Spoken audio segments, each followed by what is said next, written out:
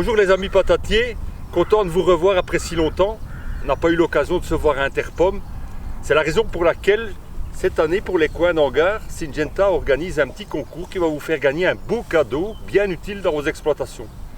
Il s'agit d'un anémomètre. Qu'est-ce qu'un anémomètre? C'est un petit appareil qui vous mesure instantanément la température et la vitesse du vent, ce qui, vous l'avez compris, va vous aider grandement lors de vos interventions de pulvérisation.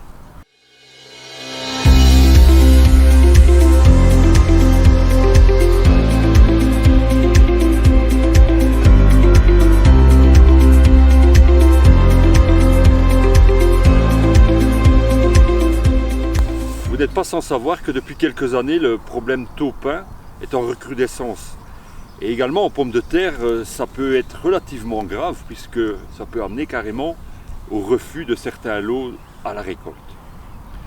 Alors depuis plusieurs années, Syngenta commercialise déjà un microgranulé à mettre dans la raie de plantation au moment de la plantation, donc le nématorin, qui est à la base un antinématode mais qui a une efficacité intéressante au niveau taupin également. À partir de ce printemps-ci, Syngenta va pouvoir mettre à votre disposition le Force Evo. Qu'est-ce que le Force Evo?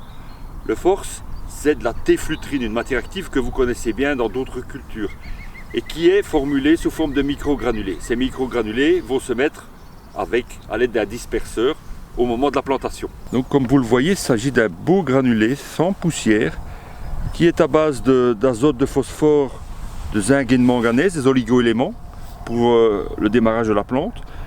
Dans ce cas-ci, c'est un échantillon neutre. Sinon, donc, la téflutrine est incorporée à ce granulé-là. Et c'est la dissolution de ce granulé-là au fur et à mesure de la saison qui va amener au relargage du produit et à la protection.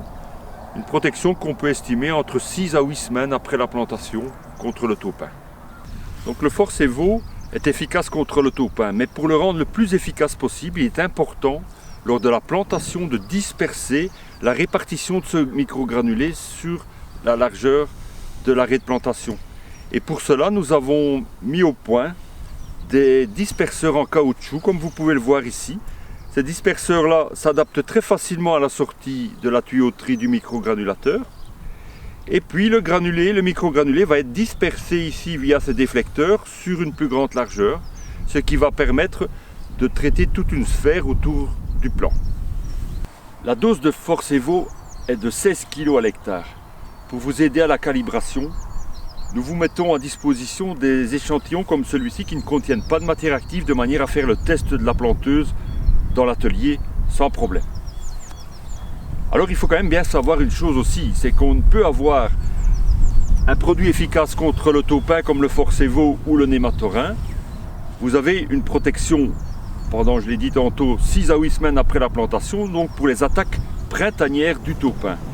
Par contre, il faut toujours savoir que le taupin rattaque également en fin d'été, fin du mois d'août, début du mois de septembre, et c'est à ce moment-là que les tubercules fils peuvent être méchamment endommagés. C'est la raison pour laquelle, dans des parcelles où vous redoutez un problème de taupin, en plus du Force Evo ou du nématorin, vous devez envisager de ne pas arracher trop tard et de surveiller bien la parcelle à partir de la mi-août et être prêt à arracher si le taupin venait à remonter. C'est logique, à cette période-là, le produit n'est plus disponible dans le sol, il a dû se métaboliser de manière à ne pas avoir de résidus dans le tubercule.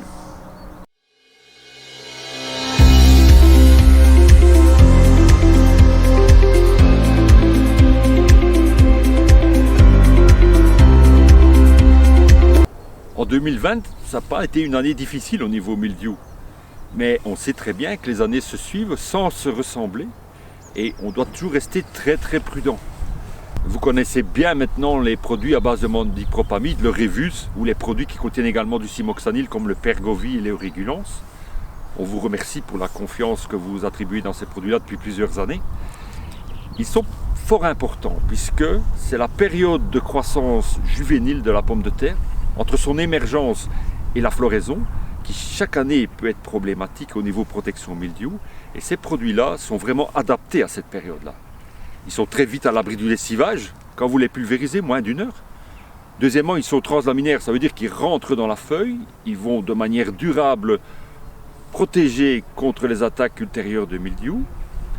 Et puis en plus, ce sont des produits qui sont dans la lignée moderne de ce qu'on veut maintenant, c'est-à-dire des produits avec un très bon profil toxicologique et une grande fiabilité par rapport aux souches de mildiou. Comme vous le savez, ces souches de mildiou qui sont en mutation continue et qui peuvent être problématiques parfois au niveau de l'efficacité des fongicides. Dans le cas du Mandipropamide ici, nous savons que toutes ces souches-là, et nous suivons ça de très près au niveau européen, toutes ces souches-là sont parfaitement contrôlées par cette matière active.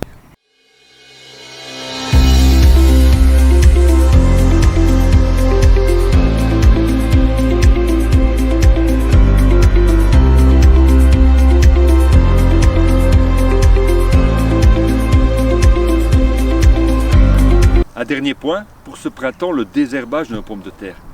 N'oubliez pas, le Défi est un partenaire de choix dans la combinaison d'herbicides que nous appliquons. Pourquoi? Parce que le Défi, en plus d'être efficace sur le Gaillet-Gratron, est incontournable notamment pour contrôler la morelle noire qui est présente quasi dans tous nos champs. Ce sera l'occasion d'utiliser l'anémomètre lorsque vous allez appliquer le Défi. N'hésitez pas à participer au concours, les réponses sont présentes dans l'exposé que je viens de vous faire. Et deuxièmement, il y en a près de 300 à gagner, donc vous avez votre chance. Au plaisir, à bientôt, au revoir et ayez la patate les gars, ça va aller.